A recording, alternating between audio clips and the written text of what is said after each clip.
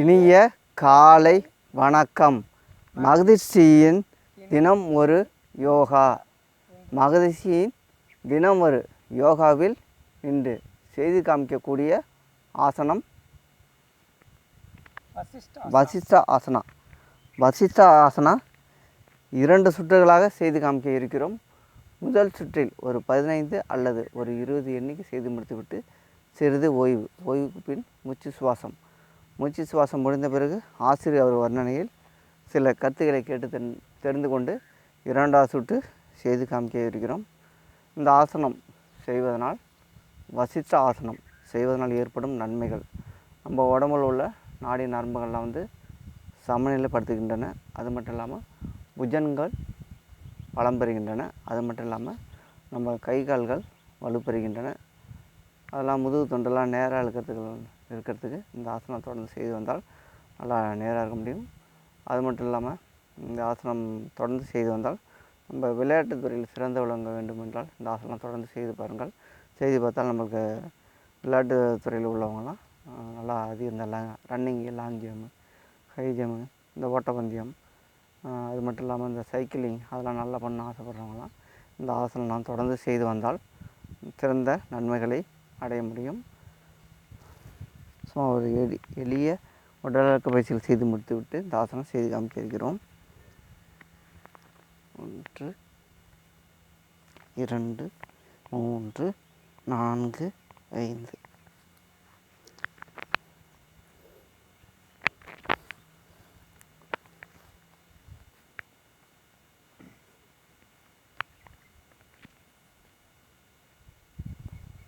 எண்ணிக்கை 1 4 5 6 7 8 9 10 11 12 13 14 15 16 17 18 19 20. நன்றி ஆர்ஜி அவர்களே.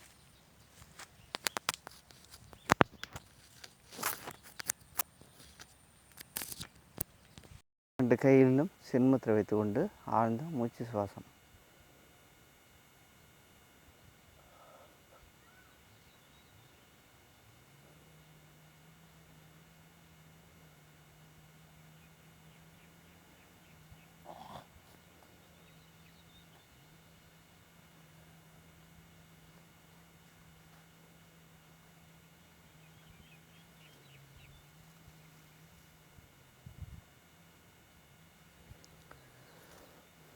இந்த ஆசனம் செய்வதனால் நல்லா 2 கைகளும் கால்களும் வலுப்பெறுகின்றன. இப்பொழுது ஆசிரியர் அவர்கள் வர்ணனையில் சில கருத்துக்களை பார்த்து கேட்டு தெரிந்து கொண்ட பிறகு வசிஷ்ட ஆசனா 2வது சுற்று செய்து காமிக்க இருக்கிறோம். தினம் ஒரு பழம் இல்லைன்னா இயற்கை பொருள் அதை பற்றி விஷயங்களை சொல்லிகிட்டே வந்துட்டுருக்கோம். தினமும் ஏதோ ஒரு கருத்தை ஏன் ஊன்றி உறக்க சொல்லப்படுகிறது. ஊன்றி உறக்க சொல்கிறது எதுக்குன்னா, உங்களுக்கு இந்த மனநிலை ஏற்றி அதை நீங்கள் பின்பற்றுங்கிற எண்ணம் தான் எங்களுக்கு மனநிலை இருக்குது. சரி, எங்களுக்கு இப்போ என்ன விஷயம்னா, ஒரு விஷயம் இருக்கும்போது நாங்கள் எதுவும் ப்ரிப்பேர் பண்ணி பேசுகிறதில்ல. இப்போ ஒரு கருத்தை சொல்கிறோம் அப்படின்னா, மனசில் என்ன பட்டுச்சோ, என்ன அனுபவம் இருக்கோ அதை தான் உங்களுக்கு தெளிவுபடுத்திகிட்டே வரும். சரிங்களா? அந்த வகையில் இப்போது நல்ல மழைக்காலத்தில் நமக்கு அதிகப்படியான விஷயங்கள் என்னெல்லாம் செய்யும் அப்படின்னா, சளி பிடிக்கும், ஜுரம் அடிக்கும். இப்போ இந்த கொசுக்கடியெலாம் அதிகமாக இருக்கும். சரிங்களா? இதெல்லாம் தவிர்த்துக்கிறது எப்படி அப்படின்னா, இப்போ கொசுவால் நிறைய பேர் டெங்கு பரவும். அந்த டெங்கு நம்ம வீட்டில் கொசுவே வராமல் இருக்குன்னா நிறைய விஷயங்கள் இருக்குது. எப்படிலாம் பண்ணலாம் அப்படின்னா, சில விஷயங்களை உங்களுக்கு சொல்லி அதுலேருந்து நீங்கள் இது பண்ண வைக்கிறதுக்கு அப்படின்னு. ஒரு எலுமிச்சம்பழம் 4 எலுமிச்சம்பழத்தை அறுத்துங்க. 4 மூலையிலும் ஒரு 4 இடமா 8 இடமா அப்படியே ஒரு 2 எலுமிச்சம்பழத்தையும் 4 மூலையை வைக்கலாம். 8 எலுமிச்சம்பழத்தையும் 8 பக்கமாக வச்சுவிட்டு எந்த பக்கம்லாம் வருதோ வச்சுட்டு, கிராம்பு இருக்கு இல்லைங்களா, அதில் நடுவில் ஒரு 3 கிராம்பு, ஒவ்வொரு இதுலேயும் ஒரு 3 கிராம்பு வச்சு செஞ்சிங்கன்னா கொசுவே இருக்காது. கண்டிப்பாக இருக்காது. செஞ்சு பாருங்கள். இது ஏன் இதை சொல்கிறோம்னா, கொசுக்கடியால் தான் பல விதமான பிரச்சனைகள் வருது. அதுலேருந்து தப்பிக்கிற விஷயம்தான் இந்த விஷயம். கிராம்பு, இந்த எலுமிச்சையிலேருந்து வரக்கூடிய சிட்ரிக் அமிலமும் இந்த கிராம்புலேருந்து வர்ற உரப்பு தமிழையும் இங்கே அந்த வீடு ஃபுல்லாக நறுமணத்தை ஏற்படுத்தி அந்த கொசுவுக்கான இது எதிரி. அப்போ நம்ம கொசுவிலேருந்து தப்பிக்கிறதுக்கு வழிகள். அப்புறம் இல்லைன்னா கொசு வலைகளை கட்டிக்கலாம். உங்களுக்கு கொசு வலை இப்போ கொசு வலை வந்து லைலான் கொசு வலை தான் கிடைக்கிது. அது கொஞ்சம் ஹீட்டு இருந்தாலும் பரவாயில்ல, இந்த கொசுவிட்டேருந்து தப்பிக்கிறதுக்கு இதையாச்சும் ஏற்படுத்தி அந்தமாரி கொசு வலையை கட்டிங்க. அப்புறம் இப்போ இந்த ஜுரம் அடிக்காமல் இருக்கணும்னா என்ன செய்யணும் அப்படின்னா, முடிஞ்ச அளவுக்கு வெந்நீரை நல்லா கொதிக்க வச்சு ஆற வச்சு குடிங்க. வெந்நீரை கொதிக்க வச்சு ஆற வச்சு குடிங்க. டாக்டர்லாம் சொல்லக்கூடிய விஷயங்களை நாங்கள் சொல்கிறோம். ஒரு ஒரு யோகா ஆசிரியராக இருந்து இந்த இடத்துல உங்களுக்கு இதெல்லாம் தெரியப்படுத்திகிட்டு இருக்கோம். இதில் ஏன் அப்படின்னா, வந்த பிறகு கஷ்டப்படுறத வர்றதுக்கு முன்னாடியே உங்களுக்கு முன்னெச்சரிக்கையாக சொல்லணும்னா அதை தவிர்த்துக்குப்பீங்கிறது தான் எங்களுக்கு எண்ணம். அப்புறம் வந்து மழைக்காலத்தில் குளிக்காமலே இருக்காதிங்க, குளிங்க. மழை காலத்தில் குளிக்கவும் செய்யுங்க, தினமும் குளிங்க. அதாவது மழை காலத்தில் மழையில் நனைகிறீங்கன்னா முழுவாக நனைஞ்சிருங்க. பாதி நனைஞ்சி பாதி நனையாமல் வந்தீங்கன்னா தான் சளி பிடிக்கும். முழுமையாக நனைஞ்சிருங்க, தப்பில்லை. இல்லை லைட்டாக நனைஞ்சிட்டிங்களா குளிச்சிட்டிங்கன்னா அந்த சளி பிடிக்காது. இது சின்ன சின்ன டிப்ஸு தான் உங்களுக்கு, சிறப்பான டிப்ஸு. சொல்கிற விஷயம்லாம் சிறப்பான டிப்ஸு எங்களை பொறுத்தளவுக்கு. சரி, இப்போ ஆர்ஜி அவர்கள் உங்களுக்காக சில கருத்துக்களை இது பண்ணி அதுக்கப்புறம் இந்த வசிஷ்டா ஆசனா செய்து காட்டுவாங்க. கொஞ்சம் கடினமான ஆசனம் தான், ஆனால் செஞ்சு காட்டுவாங்க. இறுதியாக அதை பற்றி பார்க்கலாம். நன்றி. சளி பிடிக்காமல் இருக்கிறது சில டிப்ஸ்லாம் ஆசிரியர் வர்ணனைகள் கேட்டு தெரிஞ்சு கொண்டோம். சளி பிடிக்காமல் இருக்கிறது பெருசாக நம்ம எதுவும் செய்ய வேண்டியதில்லை. நம்ம அதிகமாக உணவில் வந்து நம்ம ரசம் அதிகமாக சேர்த்துக்கிட்டாவே நமக்கு அதிகமாக சளி பிடிக்காது. முடிஞ்ச அளவு இந்த வெந்நீர் வந்து சில பேர்லாம் குடிக்க மாட்டாங்க, பிடிக்காது அப்படிம்பாங்க. முடிஞ்ச அளவு ஆற வச்சு நம்ம உடம்பு ஆரோக்கியமாக இருக்கணும்னா முடிஞ்ச அளவு வெந்நீர் வச்சு கொஞ்சம் ஆற வச்சுன்னா நம்ம குடிச்சிடலாம். நம்ம வந்து நோய் வந்ததுக்கப்புறம் அவசரப்படுறதோட நோய் வரதுக்கு முன்னாடி அதுக்கான ஒரு தடுப்பு தான் இந்த நாங்கள் அளிக்கக்கூடிய இந்த டிப்ஸ் எல்லாம். இந்த ரசம் வச்சு சாப்பிட்றது, அது இல்லாமல் வெந்நீர்லாம் எடுத்துக்கிறது. நம்மளுக்கு உடம்பு ஜுரம் அடிக்க போதுன்னா நம்மளுக்கு முன்னாடியே நம்ம வந்து உடம்பு வந்து நமக்கு உணர்த்தும். எப்படின்னா உடம்புலாம் ஒரு மாதிரியாக டயர்டாக இருக்கும், உடம்புலாம் அனர்த்தும்.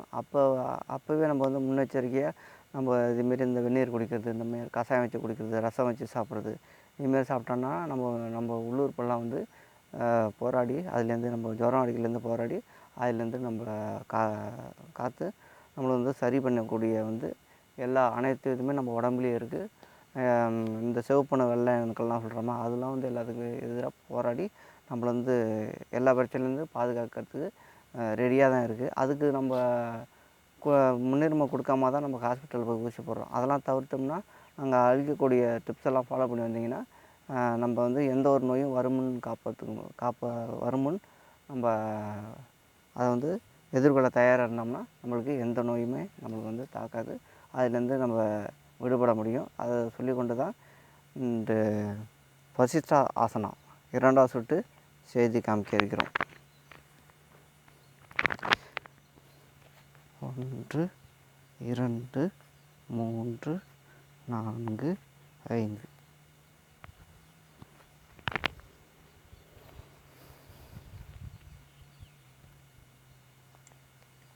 எண்ணிக்கை 2 3 4 5 6 7 8 9 10 11 12 13 14 15 16 17 18 19 20. நன்றி ஆர்ஜி அவர்களே.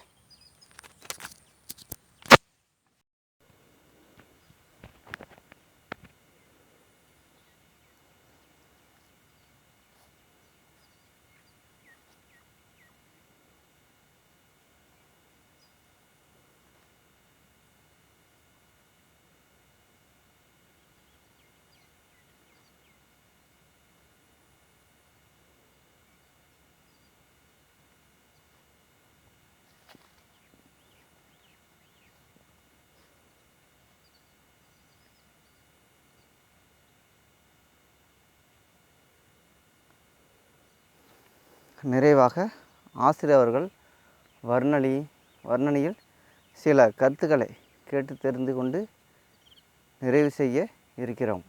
நன்றி ஆர்ஜி. வசிஷ்டாசனம் செய்கிறதுனால என்னென்னலாம் பயன் இருக்குது அப்படின்னா, இந்த ஆசனத்தை வந்து ஒரு 3 முறையாச்சும் கொஞ்சம் குறைஞ்சபட்சம் செஞ்சிட்டிங்கன்னா கொஞ்சம் நல்லது. இது பார்த்திங்கன்னா வசிஷ்டர் முனிவர் நிலை. இந்த வசிஷ்டர்னு ஒரு முனிவர் இருந்திருக்காரு, அவரோட நிலை தான் இந்த வசிஷ்டா ஆசனம். இந்த முனிவரோட ஆசனம் இப்படி இருக்குது அப்படிங்கிறத உங்களுக்கு கொண்டு போய் சேர்த்துருக்கோம். நிறைய ஆசனங்களை கொண்டு போய் 1,76,000 ஆசனங்கள் இருக்குது யோகாசனங்களில். நம்ம குறிக்கிறது ஒரு 300 ஆசனங்கள் தான் கொடுத்துருக்கோம். 300 ஆசனங்களாக இருக்குது. நம்ம இந்த 300 ஆசனம் கொடுக்கவே இவ்வளோ போராட்டங்களை சந்தித்து தான் கொடுக்க வேண்டியது இருக்குது. ஆனால் அப்போல்லாம் 1,76,000 ஆசனங்கள் தான் இருக்குங்கிறாங்க. சின்ன சின்ன இப்போ எறும்பு, ஊர்ந்து போகிற எறும்புலேருந்து பறக்கிற விமானம் வரைக்கும் உள்ள ஆசனங்கள் தான் எல்லாமே. அவ்வளோ விஷயங்கள் செய்யக்கூடிய விஷயங்கள் தான் இருக்குது. எல்லாமே ஆசனங்கள் தான். ஆனால் அந்த ஆசனங்களை செய்கிற விதம் தான் இருக்குது. சரி, இந்த ஆசனம் செய்யறதுனால என்ன ஆகுனா, நரம்பு மண்டலத்தில் மேம்படுத்துகிறது. இந்த ஆசனம் செய்யும்போது நரம்பு மண்டலம் சமநிலைப்படுத்துகிறது. கால்களும் தசைகளும் வளைவுத்தன்மையை அளிக்கிறது. அப்போ கொஞ்சம் எனக்கு வளையாது கால் அப்படின்னு சொல்கிறோம் இல்லைங்களா, அந்த வளைவுத்தன்மையை அதிகரிக்கிறது. எதிர் திசையாக வளைக்கிறதுக்கு இது வருது. புஜங்களை பலப்படுத்துகிறது. கீழ் முதுகு இயல்பான நிலைக்கு திரும்புகிறது. கீழ் முதுகுலாம் தண்டுடம் இருக்கு இல்லையா, இயல்பான நிலைக்கு திரும்புது. இவ்வளோ விஷயம் செய்யுது. சுவாசம் வந்து இயல்பாக வச்சுக்கணும். இந்த ஆசனம்லாம் செய்யும்போது சுவாசம் இயல்பாக வச்சுட்டிங்கன்னா மிக்க நல்லது. சரிங்களா? இப்போ அப்படி கொண்டு போகிறது தான் மிக்க சிறந்தது. சரி, இந்த ஆசனத்தை பற்றி இப்போ தெரிஞ்சுக்கிட்டோம். இந்த ஆசனம்லாம் எப்போ செய்யணும்னா, காலை நேரத்துலையும் மாலை நேரத்துலையும் இரு சந்தி வேலைகளும் செய்வது மிக சிறந்தது. இல்லை காலம்பரை விடிய காலையில் பிரம்ம முகூர்த்தத்திலே ஆரம்பிச்சிங்கன்னா மிகவும் நல்லது. அதுக்கான வாய்ப்புகள்லாம் நிறைய பேருக்கு இப்போலாம் விடியற் காலையா அப்படின்னா யாருக்கும் தெரியாது. விடியற் காலைங்கிறதே மணி என்ன 6:30 மணிலேருந்து 7 மணி தான் விடியற் காலைங்கிறவங்களுக்கு வந்துடுறாங்க, மனநிலைக்கு வந்துட்டாங்க. எல்லாரோட மனநிலையுமே அப்படி தான் இருக்குது. இன்னைய நிலைமைக்கு அப்படி தான் இருக்குது. அதுலேருந்து மாறுபட்டு நம்ம இருக்கணும். நம்ம முன்னே எழுந்திரிச்சோம்னா உடலில் நல்ல ஒரு சுறுசுறுப்பு தன்மை இருக்கும். கொஞ்சம் 2 நாள் தான் அப்படி இருக்கும், எழுந்திரிச்சு கஷ்டப்படுற மாதிரி இருக்கும். ஆனால் மறுபடியும் பழகிட்டிங்கன்னா அந்தமாரி ஒரு அற்புத நிலை கிடைக்காது. ஏன் காலை நேரத்தில் அது இது பண்ணி என்ன இருக்குன்னா, இரவு நேரத்தில் அந்த அப்படியே கொஞ்சம் கொஞ்சமாக அந்த பூமியை நெருங்கி வருகிறது அந்த ஓசோன் படலம். ஓசோன் படலம் கீழே நெருங்கி வரும்போது அப்போ பார்த்திங்கன்னா கடல் காற்றும் இருக்கும். கடல் காற்று இருக்குங்களா, காலை நேரத்தில் தான் நல்லா ஃப்ரெஷ்ஷாக அந்த காற்று வந்து கடல் காற்று வெளியில் வரும். அப்போ பார்த்திங்கன்னா அந்த ஓசோன் படத்தில் உள்ள நல்ல சக்தியும் இந்த கடல் காற்றில் உள்ள உப்பு சக்தியும் சேர்ந்து உடலில் நல்ல ஆரோக்கியத்தை ஏற்படுத்துது. அதனால் அந்த காலத்தில் உள்ளவங்களாம் 4:30 மணிக்கு 5 மணிக்கு எழுந்திரிச்சிருவாங்க. இரவு ஒரு 6 மணிக்கெலாம் படுத்து தூங்கிடுவாங்க. அந்தமாரி இருக்கிறதுனால சிறந்த பயன்களை அடைஞ்சிருக்காங்க. அதனால தான் யோகாலாம் வந்து ஏன் செஞ்சால் இப்படி செஞ்சால் நல்லது அப்படின்னு ஒவ்வொரு விஷயங்கள் இப்போ நாங்கள் எங்களோட வயது முதிர்வுக்கு தாண்டி நாங்கள் எல்லாத்தையும் பேசிக்கிட்டு இருக்கோம். ஏன்னா ஏன் இதுனா இப்படி தெரியுதுன்னா, நாங்கள் வயது முதிர்வை தாண்டி எங்களுக்கு 84 வயது ஆகக்கூடிய ராமலிங்க ஐயா, ஆடுதுறை இயக்கத்தில் ராமலிங்க ஐயாவோட பழக்க வழக்கங்களை வச்சுருக்கோம். அதேமாரி இப்போது தஞ்சாவூரில் சோமசுந்தரம்னு ஒருத்தர் இருக்கார், அவரோட பழக்க வழக்கங்கள்லாம் வச்சுருக்கோம். இப்போ அவர் மிஷினரிலாம் நிறையா எங்களுக்கு நேற்று கூட வந்திருந்தார், ஆடுதுறை இயற்கை மருத்துவம் கொண்டு வந்திருந்தார். அவர் ஒரு மிஷினரி கொடுத்துருந்தார். ஹார்ட் பீட்டு என்ன இருக்குது, எவ்வளோ இருக்குது, அது ஒரு பீகார்லேருந்து ஒரு மிஷின் எடுத்துருந்தார். ஒரு 25,000 அந்த மிஷினு கையில், அதாவது மேக்னெட்டிக் ஃபோர்ஸை வச்சு எப்படி இது பண்ணுறது, நமக்கு கையில் ஒரு பிடிச்சிக்கணும். ஆண்கள்னால் இடது கையும், பெண்கள்னால் வலது கையில் அந்த மிஷினை பிடிச்சிக்கிட்டோம்னா டெஸ்ட்டு போட்டோன்னா ஒரு 2 நிமிஷத்தில் அதோட டெஸ்ட் ரிசல்ட் உடல் முழுவதும் எப்படி ஹார்ட் ஃபங்க்ஷன் ஆகுது, லிவர் எப்படி ஃபங்க்ஷன் ஆகுது, குடல் எப்படி ஃபங்க்ஷன் ஆகுது, இறப்பை எப்படி ஃபங்க்ஷன் ஆகுது, கல்லீரல் எப்படி இருக்குது, மூட்டுகள்லாம் எப்படி இருக்குது, அப்படின்னு பிரெயின் எப்படி வேலை செய்யுது அப்படிங்கிறத ஒரு இது பண்ணியிருக்காரு. இப்போ ரிசர்ச் சொல்லியிருக்காரு. இப்போ என்னை எடுத்துக்க சொல்லியிருக்காரு. நீங்கள் எடுத்துங்க சார், உங்களுக்கு நல்ல விஷயம், நீங்கள் 4 பேருக்கு நல்ல விஷயங்களை செய்யக்கூடியது. நீங்கள் ஒரு முதலீடு ஒரு 25,000 தான் போடுவீங்க, அதை போட்டிங்கன்னா நல்லா எல்லாத்தையும் இது பண்ணலாம். இது வந்து அதுலேருந்து அவங்க கொடுக்குற மருந்துகள்லாம் கொடுப்பாங்க. அப்போ இயற்கை மருந்துகள், அலோபதி இல்லாமல் ஆயுர்வேத மெடிசன்ஸாக ஒரு 4000 ஏக்கரில் அங்கே வச்சுருக்காங்க. அதுலேருந்து அதான் அந்த மிஷினரியை கண்டுபிடிச்சி இந்த நோய்க்கு இது ஈஸியாக வாழலாம், வாழ்க்கை தரத்தை உயர்த்துக்கு அந்தமாரி சொன்னார். முடிஞ்சால் நம்மளால் பண்ண முடிஞ்சால் பண்ணுவோம், என்ன பண்ணுறது, எல்லாருக்கும் கொண்டு போய் சேர்க்கணுங்கிற எண்ணம் நம்மள்ட்டையும் இருக்குல்ல, செஞ்சு கொடுப்போம். இதில் நமக்கு வருமானமும் இருக்குது. நீங்கள் வருமானமே பார்க்காம எல்லா விஷயமும் செய்கிறீங்க, இதில் வருமானம் இருக்கும். நீங்கள் அப்படின்னு பரவாயில்ல சார், பார்த்துப்போம் சார். ஐயோ இதுலேயும் ஃப்ரீயாக செஞ்சிடாதீங்க, இதெல்லாம் நல்ல முதலீடு போட்டு செய்கிறோம், அதனால் அதை கொஞ்சம் கவனமாக செய்யுங்க, நான் உரிய ஆசிரியர் கொண்டு வந்து உங்களுக்கு பயிற்சி அளிக்கிறேன் அப்படின்னு இருக்கார். பார்ப்போம், நல்ல விஷயமா இருந்தால் 4 பேர் கொண்டு போய் சேர்க்குறது நம்ம அதில் ஒன்றும் கடமைப்பட்டிருக்கோம், அதில் 100% கடமைப்பட்டிருக்கோம். அதை செய்கிறதுக்கு முயற்சி பண்ணுவோம், நல்லது தான். முடிஞ்சால் செஞ்சு கொடுப்போம், எல்லாருக்கும் மக்களுக்கு செஞ்சு கொடுப்போம். ரைட்டு, இப்போ வந்து ஆசிரியர்கள் கருத்தை சொல்லி முடிக்க போகிறோம். நன்றி.